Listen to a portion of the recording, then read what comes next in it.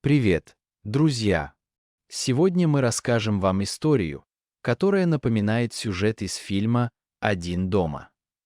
С одной лишь разницей: возраст ребенка, который будет в этой истории, намного меньше, чем возраст героя в фильме «Один дома». Итак, запасайтесь попкорном, устраивайтесь поудобнее, а мы начинаем. Во время первоначальной проверки рейса стюардесса Джесси увидела ребенка, сидящего в одиночестве.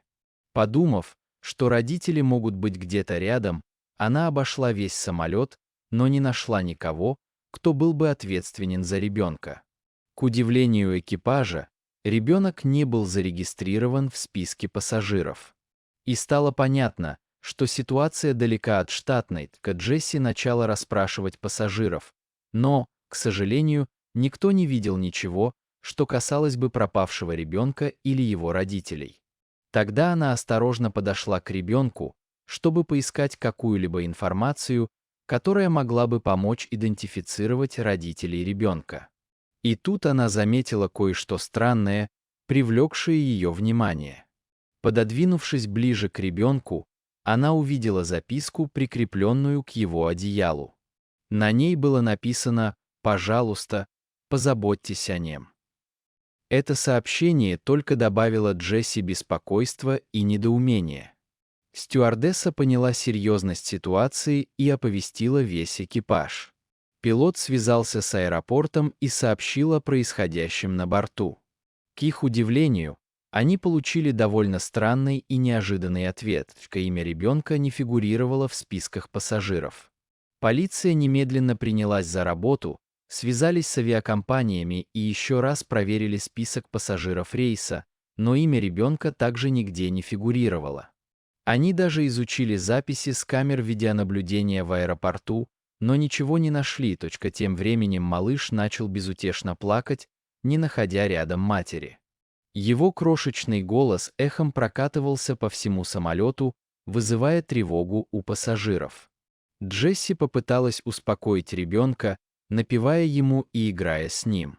И вдруг ее осенила тревожная догадка.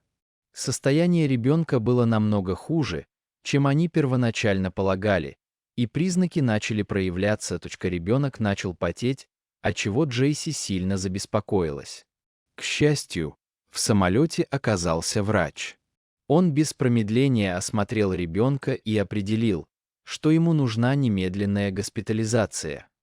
Но, к сожалению, до посадки оставалось еще несколько часов. Доктор настоятельно посоветовал как можно скорее доставить ребенка в ближайшую больницу. В ответ команда управления полетом решила совершить экстренную посадку ради благополучия ребенка. Экипаж самолета срочно хотел совершить посадку, поскольку состояние ребенка представляло серьезную опасность. Однако возникла проблема: ближайший аэропорт не имел непосредственного доступа к медицинскому учреждению. Состояние же ребенка ухудшилось, требуя срочного медицинского вмешательства. Экипаж понял, что ситуация требует самых быстрых действий, чтобы спасти жизнь ребенка. Тем временем Джесси все больше раздражалась и требовала ответов. Как ребенок оказался на борту? Кто бросил его? Она хотела больше информации, но никто не мог ее предоставить. Полиция на земле расспросила пилота о странной записке. Они спросили, есть ли у него зацепки о том, кто ее написал и что она значит. Пилот объяснил, что записка была странной и не раскрывала ничего о ребенке и его родителях. Джесси, надеясь ускорить расследование, передала полиции записку с рядом случайных цифр, которые, казалось, были наспех накорябаны на бумаге. Полиция почти сразу распознала в них закономерность, что дало толчок к расследованию. После долгого полета самолет наконец достиг ближайшего аэропорта, расположенной неподалеку больницей, и медицинская бригада незамедлительно доставила ребенка для оказания медицинской помощи. Врачи работали без остановки, пока его состояние не стабилизировалось. Только после того, как ребенок мог набраться сил, врачи смогли бы провести ДНК-тест, чтобы подтвердить личность ребенка и начать поиск его родителей. Полиция торопила врачей, чтобы продолжить расследование, но врачи сделали все, что от них зависело. В скором времени врачи принесли хорошие новости о том, что ребенок значительно поправился. Наконец, настал тот самый момент, когда они смогут приступить к дальнейшим анализам. Координаты в записке позволили полиции сузить поиски родителей ребенка. Казалось, что человек, оставивший ребенка, намеренно оставил достаточно информации, чтобы полиция смогла установить его личность и где его найти. Ворвавшись в дом, полиция была удивлена, обнаружив там пожилую пару, совершенно шокированную их присутствием. У супругов не было никакой связи с этой историей. Полиция объяснила ситуацию пожилой паре и попросила их поехать с ними в больницу, чтобы встретиться с ребенком. Они были заинтригованы всей этой ситуацией, однако чувствовалась их неестественная настороженность.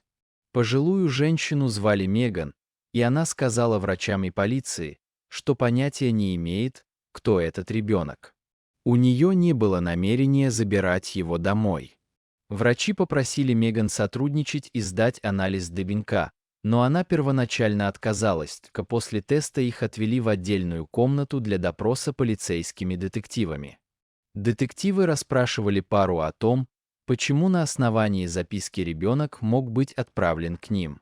Меган продолжала повторять, что понятия не имеет о ребенке. Когда же Меган наконец увидела ребенка, она упала на колени и заплакала слезами радости и облегчения. Она была переполнена эмоциями и благодарностью медицинской команде и полиции за спасение ребенка, но почему она так сильно переживала за ребенка, о котором, как она говорила, не имеет понятия.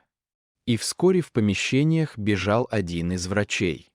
Результаты ДНК показали, что Меган была родственницей ребенка. Меган объяснила, что мать ребенка ее дочь, которая не могла о нем заботиться, и отправила его к ним. Однако, когда они поняли, что ребенок болен и нуждается в медицинской помощи, они испугались, потому что это вызвало бы слишком много вопросов. В конце концов, ребенок остался с бабушкой и дедушкой, а полиция закрыла дело. Этот инцидент продемонстрировал, насколько важно сообщать о любой подозрительной активности. Он также показал преданность персонала авиакомпании, который неустанно работал, чтобы спасти ребенка и найти его родителей. Друзья, а что вы думаете об этой истории? Как бы вы отнеслись к ситуации, если вы были бы пассажиром, когда самолет должен экстренно сесть ради спасения жизни ребенка или взрослого? Поделитесь в комментарии к этому видео.